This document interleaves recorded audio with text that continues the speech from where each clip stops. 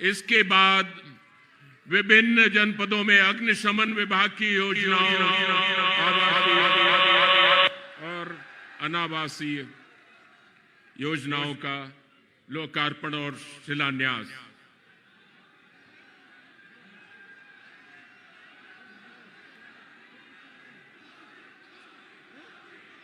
अब अग्निशमन विभाग की योजनाओं का 18 विभिन्न जनपदों में लोकार्पण और शिलान्यास। बटन दबाकर रिमोट कंट्रोल से ये विभिन्न जनपदों में। और इसके बाद माननीय मुख्यमंत्री जी द्वारा 6 लाभार्थी छात्र छात्राओं को टैबलेट स्मार्टफोन का वितरण। मैं सबसे पहले आवाज देता हूं पारस काम्बोज राजकीय महाविद्यालय पुआर का और खुशबू राजकीय स्नातकोत्तर महाविद्यालय देवबंद, अलीशा राजकीय महिला महाविद्यालय बेहट, इनको स्मार्टफोन से 3 छात्र छात्राओं को। और इसके बाद ये 3 छात्र छात्राएं पारस काम्बोज, खुशबू, अलीसा। और टैबलेट के लिए मैं आमंत्रित कर रहा हूं जाटव उन्नति, विपिन कुमार और उमंग यादव को।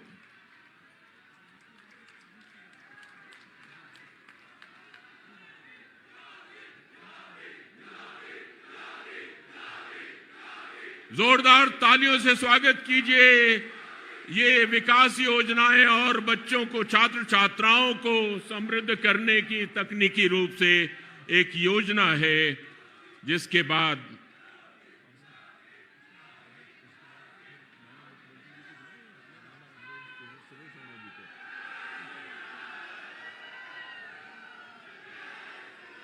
समयाभाव को देखते हुए माननीय मुख्यमंत्री योगी आदित्यनाथ जी को मैं सादर आमंत्रित कर रहा हूं उनके उद्बोधन के लिए, आशीर्वचन के लिए। योगी आदित्यनाथ जिंदाबाद! योगी आदित्यनाथ जिंदाबाद! माननीय मुख्यमंत्री जी, भारत माता की, भारत माता की, भारत माता की। वंदे वंदे वंदे।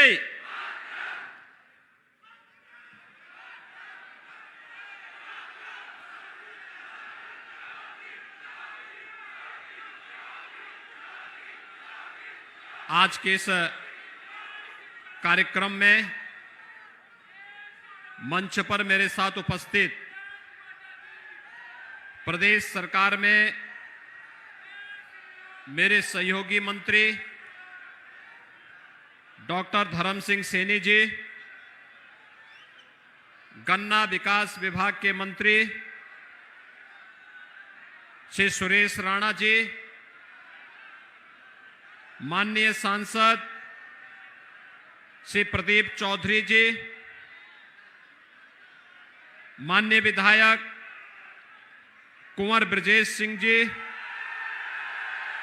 माननीय विधायक श्री कीरत सिंह जी, माननीय विधायक देवेंद्र निम जी, पूर्व सांसद श्री राघव लखनपाल शर्मा जी, पूर्व विधायक श्री महावीर राणा जी, पूर्व विधायक सुशील चौधरी जी, पूर्व विधायक जगपाल सिंह जी, पूर्व विधायक राजीव कुंवर जी, पूर्व विधायक श्री लाज कृष्ण गांधी जी। आज के इस कार्यक्रम में मंच पर उपस्थित महापौर श्री संजीव बालिया जी, अध्यक्ष पिछड़ा वर्ग आयोग उत्तर प्रदेश श्री जसवंत सैनी जी, जिला पंचायत अध्यक्ष श्री मांगेराम चौधरी जी, भारतीय जनता पार्टी के जिला के अध्यक्ष महेंद्र सैनी जी, महानगर अध्यक्ष Shri Rakesh Jain ji, district cooperative bank के चेयरमैन श्री राजपाल जुड्डा जी, चेयरमैन सरसावा श्री विजेंद्र मोगा जी, श्री कृष्ण कुमार पुंडीर जी, ब्लॉक प्रमुख श्रीमती ममता त्यागी जी, श्रीमती संजना त्यागी जी, श्रीमती चांदनी राणा जी, भारतीय जनता पार्टी के सभी पदाधिकारीगण, प्रदेश के पुलिस महानिदेशक समेत सभी प्रशासनिक और पुलिस के अधिकारीगण और उपस्थित भाइयों बहनों, आज एक साथ सहारनपुर कमिश्नरी से जुड़े हुए लोगों को बहुत सारी सुविधाएं प्राप्त हो रही हैं। अभी यहां पर मैंने मंच पर अपने युवा साथियों को टैबलेट और स्मार्टफोन दिया, लेकिन साथ ही सुरक्षा के लिए एंटी टेररिस्ट स्क्वाड के एक सेंटर का शिलान्यास भी आपके देवबंद में किया है। एक तरफ समृद्धि के लिए टैबलेट और स्मार्टफोन होगा, तो दूसरी तरफ हमारी कमांडो फोर्स भी आतंकवाद को नेस्तनाबूद करने के लिए तैयार होगी। पिछली सरकारों के द्वारा आग लगाई जाती थी और यह सरकार समृद्धि के लिए आग बुझाने का कार्य करके फायर टेंडर की स्थापना कर रही है। आज हम यहां पे दर्जनों प्रदेश भर में फैले नए फायर स्टेशंस का भी आज यहां पर हम लोग लोकार्पण कर रहे हैं।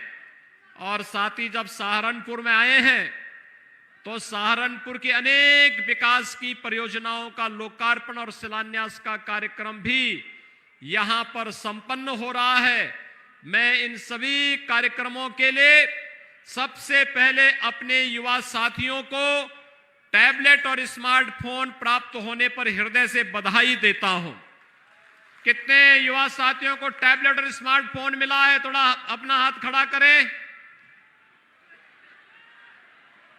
इन युवा साथियों के लिए एक बार थोड़ा जोरदार करतल ध्वनि से इनका स्वागत करो। भाइयों बहनों, ये जो हमारी युवा ऊर्जा है, ये युवा ऊर्जा देश की ऊर्जा है। पहले इस युवा ऊर्जा के सामने पहचान का संकट था और इस समय यह युवा ऊर्जा न केवल कोरोना जैसी महामारी के दौरान भी ऑनलाइन एजुकेशन के साथ साथ ऑनलाइन एग्जामिनेशन और कंपटीशन की तैयारी के लिए अपने को सदैव तैयार कर सके, इसके लिए सरकार ने आज इन्हें टैबलेट और स्मार्टफोन के साथ जोड़ने का निर्णय किया है।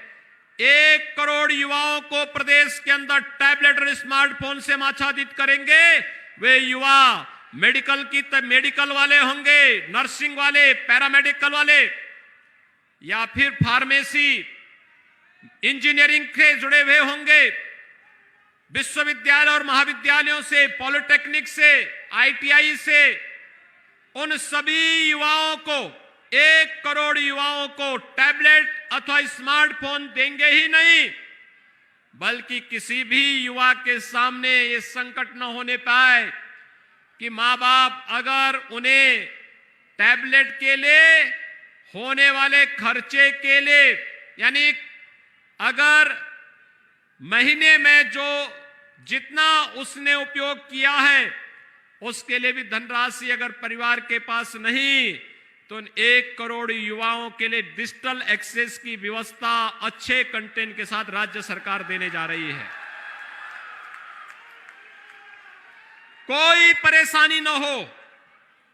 उत्तर प्रदेश का युवा भी वह केवल एक अब युवा ही नहीं दिखेगा, स्मार्ट युवा दिखेगा। और स्मार्ट युवा के लिए आज मैं सहारनपुर कमिश्नरी से जुड़े हुए इन सभी युवाओं को भी हृदय से बधाई देता हूं, इन्हें अपनी शुभकामनाएं देता हूं।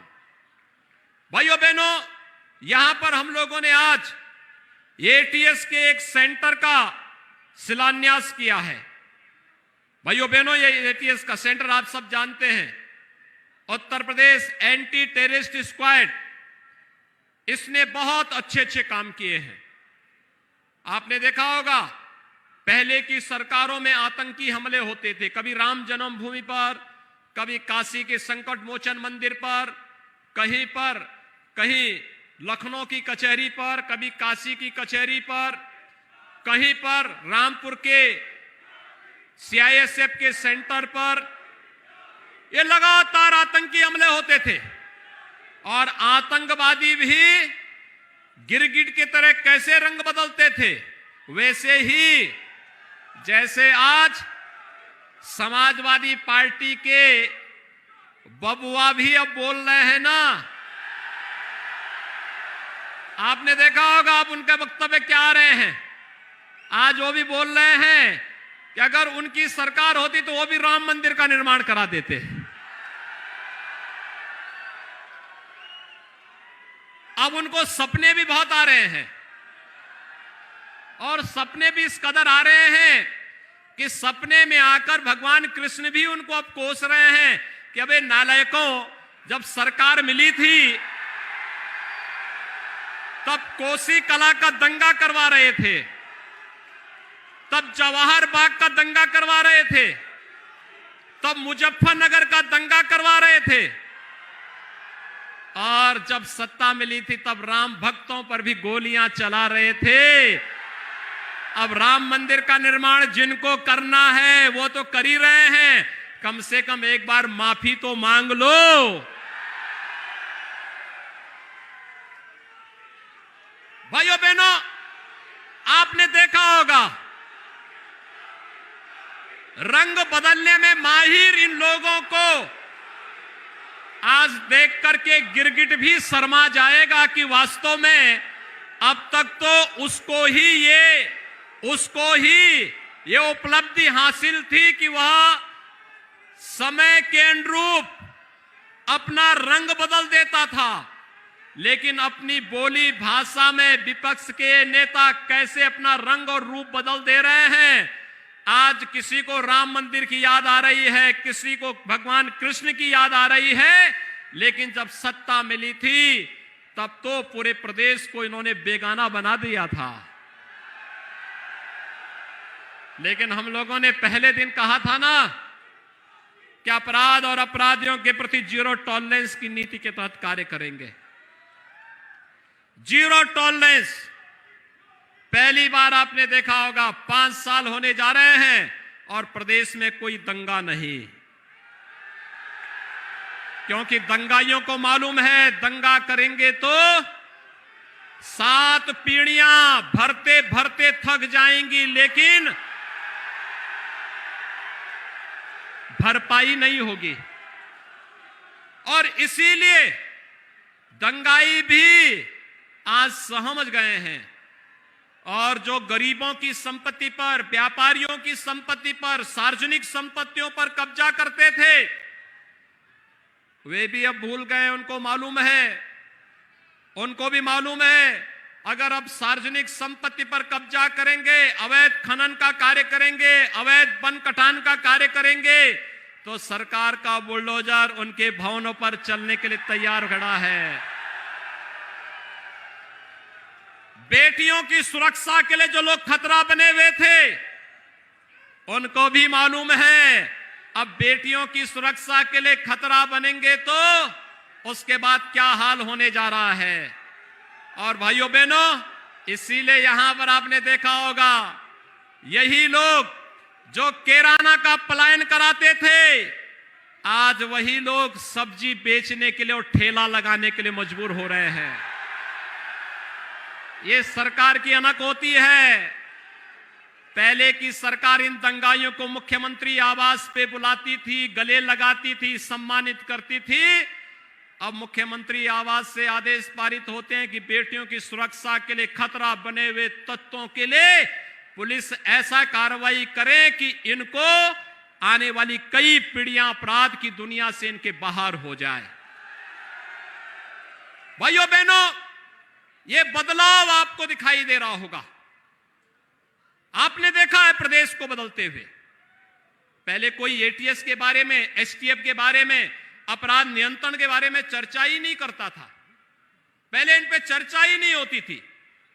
अभी पिछले दिनों हम लोग आए थे माननीय गृह मंत्री जी के साथ में, और सहारनपुर कमिश्नरी की दशकों से मांग थी कि सहारनपुर में एक विश्वविद्यालय होना चाहिए। हम लोगों ने विश्वविद्यालय दे दिया ना, अब कुलपति की भी नियुक्ति हो गई है, और कुलपति की नियुक्ति के साथ नया विश्वविद्यालय इस सत्र में आपका प्रारंभ हो जाएगा। और विश्वविद्यालय चलेगा तो अब मां शाकंभरी के नाम पर ही देश और दुनिया में यहां की डिग्री जाएगी। मां शाकंभरी का नाम जहां जहां जाएगा, सहारनपुर का नाम भी वहां वहां जाएगा। क्योंकि सहारनपुर यहां के किसानों ने, यहां के नौजवानों ने, यहां के हस्तशिल्पियों ने अपनी मेहनत से, अपने पुरुषार्थ से सहारनपुर को एक पहचान दिलाई। पहले की सरकारों के लिए सहारनपुर दूर होता था।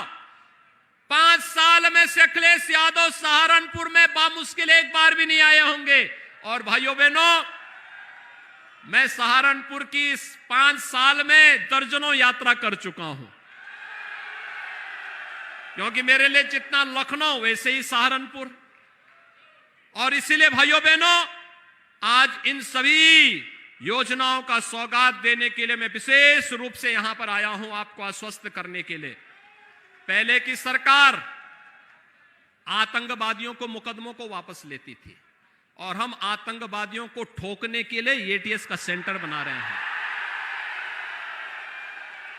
उनको ठिकाना लगाने के लिए सेंटर बनाए जा रहे हैं। अगर देश के खिलाफ साजिश करोगे, हमारे नागरिकों की सुरक्षा के लिए खतरा बनोगे, तो हमारे कमांडो तुम्हें निकाल करके कहीं भी छुपोगे, ओसामा बिन लादेन की तरह कहीं भी छुपे रहोगे तो भी निकाल करके तुम्हारा काम तमाम करने का कार्य करेंगे। और इसलिए ये सेंटर, यहां पे हमारे 56 कमांडो हमेशा तैनात रहेंगे। कहीं भी आसपास के क्षेत्र में कोई हरकत हुई नहीं, दिन में, रात में, सुबह शाम, हर समय वे तैयार रहेंगे, और फिर उनका काम तमाम करने के लिए कुछ ही मिनटों में वे वहां पहुंचेंगे। भाइयों बहनों, ये विकास पहले भी हो सकता था, ये काम पहले भी हो सकता था, विश्वविद्यालय पहले भी बन सकता था। पिछली सरकार क्या कर रही थी? समाजवादी पार्टी की सरकार थी, और सहारनपुर मेडिकल कॉलेज जो मान्यवर कांसीराम जी के नाम पर था, उसका नामकरण ही उसने बदल दिया। लखनऊ में भाषा विश्वविद्यालय था कांसीराम जी के नाम पर, समाजवादी पार्टी ने उसका नाम भी बदल दिया। भाषा विश्वविद्यालय का नाम दूसरा कर दिया, नाम ही बदल दिया। बाबा साहब भीमराव अंबेडकर के नाम पर बने हुए स्मारक को तोड़ने की धमकी देती थी सपा की सरकार। भाइयों बहनों, हमारी सरकार ने बाबा साहब भीमराव अंबेडकर का भरपूर सम्मान किया। प्रधानमंत्री मोदी जी ने बाबा साहब भीमराव अंबेडकर के जुड़े हुए 5 स्थलों को पंच तीर्थ के रूप में विकसित किया।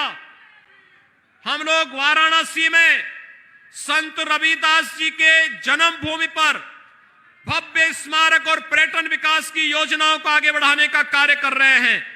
तो महर्षि वाल्मीकि की जन्मभूमि लालापुर में पर्यटन विकास का कार्य भी हमारी सरकार और भारत की सरकार मिलकर के कर रही। डबल इंजन की सरकार डबल डोज का काम भी करती है, जनता को दुगना कई गुना लाभ भी देती है। लेकिन जब विकास की सोच की सरकार नहीं होती है, तो आतंकवाद को प्रश्रय देती है, अपराध को प्रश्रय देती है।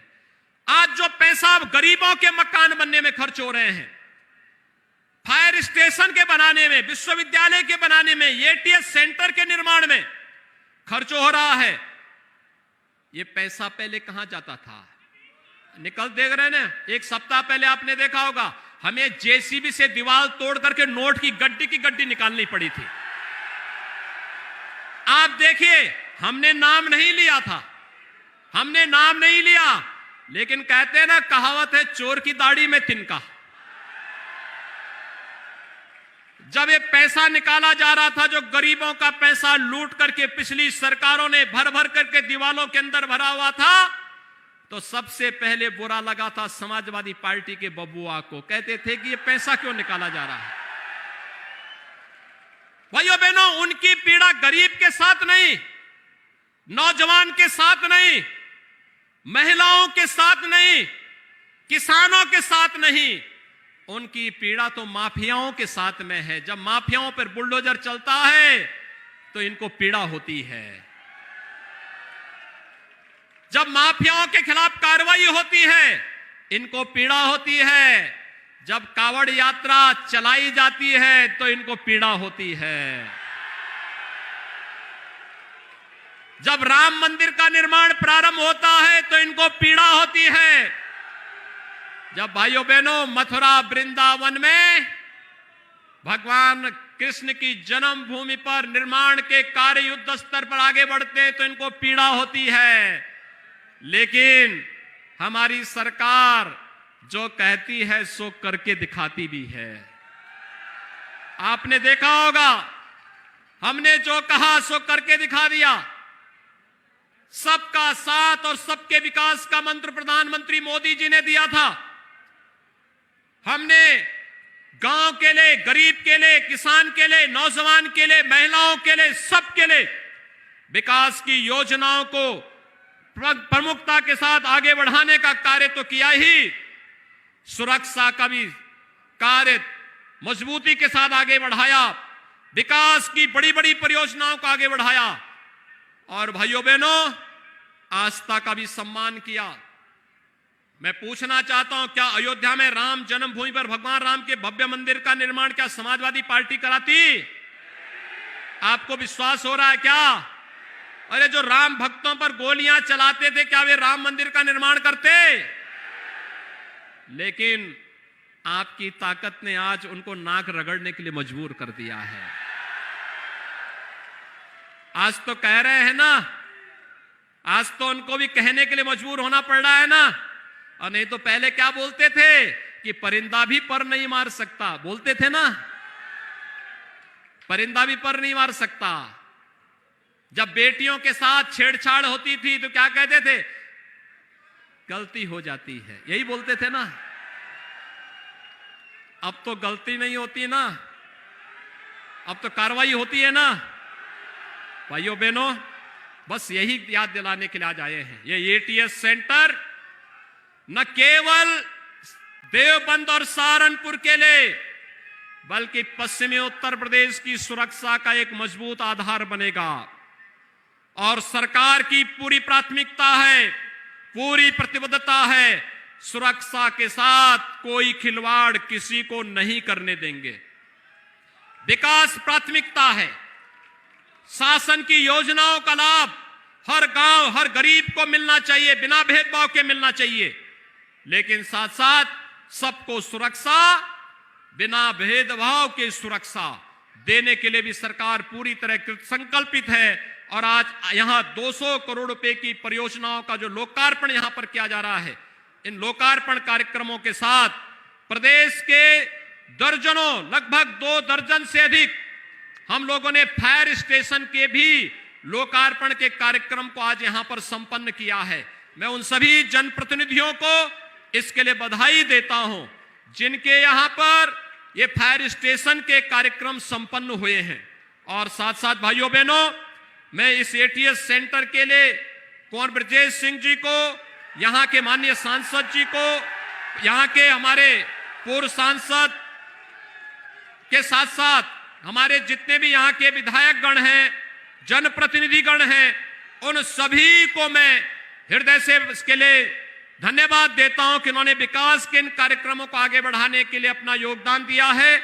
आप सबको मैं इन योजनाओं के लिए अपनी मंगल में शुभकामनाएं देता हूं और विश्वास करता हूं कि योजनाएं आप सबके लिए फलीभूत होंगी। इस विश्वास के साथ मैं आप सबके प्रति अपनी शुभकामनाएं देते हुए वाणी को देता हूं विराम। जय जय श्री राम। जय श्री राम। जय जय श्री राम। जय श्री राम। जय जय श्री राम। अब मेरा अनुरोध है हमारे माननीय के सामने पड़ी हुई है और आप उसको रेस्क्यू करके किसी वृद्धाश्रम में पहुंचा दीजिए।